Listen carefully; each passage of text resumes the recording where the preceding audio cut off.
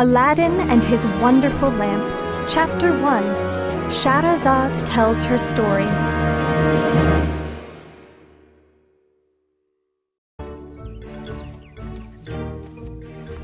I am Shahrazad, the wife of the King of Persia.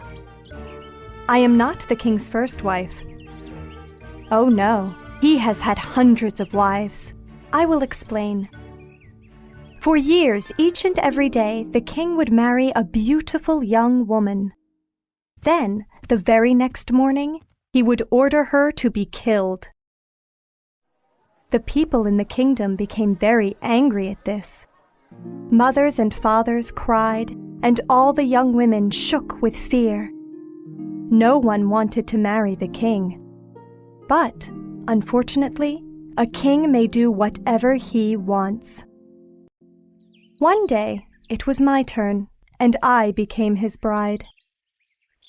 But, as you can see, I am still alive. On the night of the day we were married, I kissed the king and said, "Shall I tell you a story to pass the time, sire?" "I love stories," he said. So I told him a very good tale full of adventure. And the king listened all night.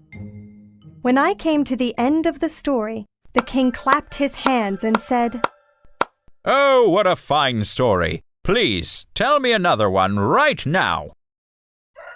Just then, the sun peeked through the window and a rooster crowed. "I am sorry, husband," I said. "The night is over and there is no time left. But if you let me live, tonight I will tell an even better story."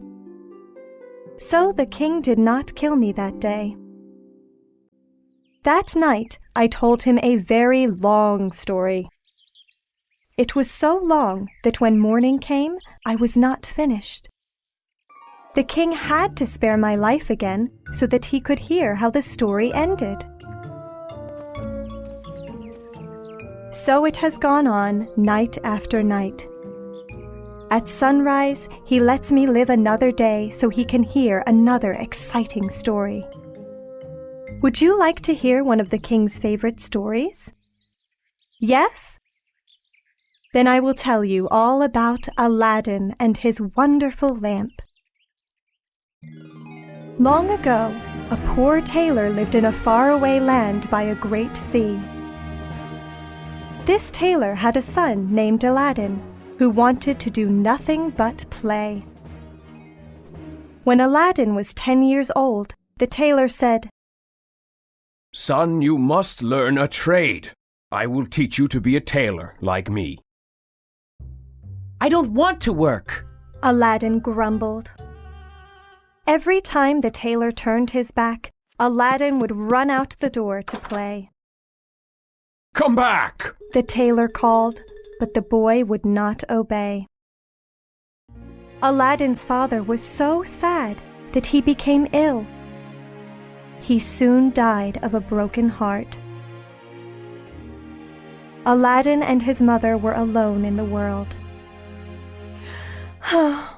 "All day I spin yarn so I can buy bread," sighed his mother, who was named Zeba. "You play all day. You come home only when you are hungry."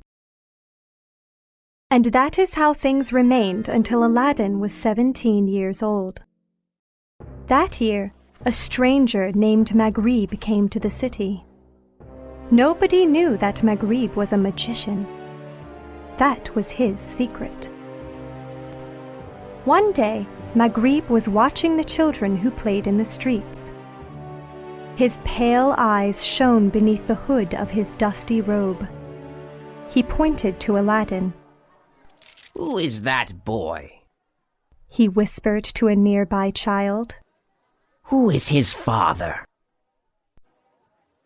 "That's Aladdin," the child said. "He's the tailor's son." Maghrib asked many questions. He learned everything about Aladdin. Then he smiled. "My search is over," said the magician. "I have found him."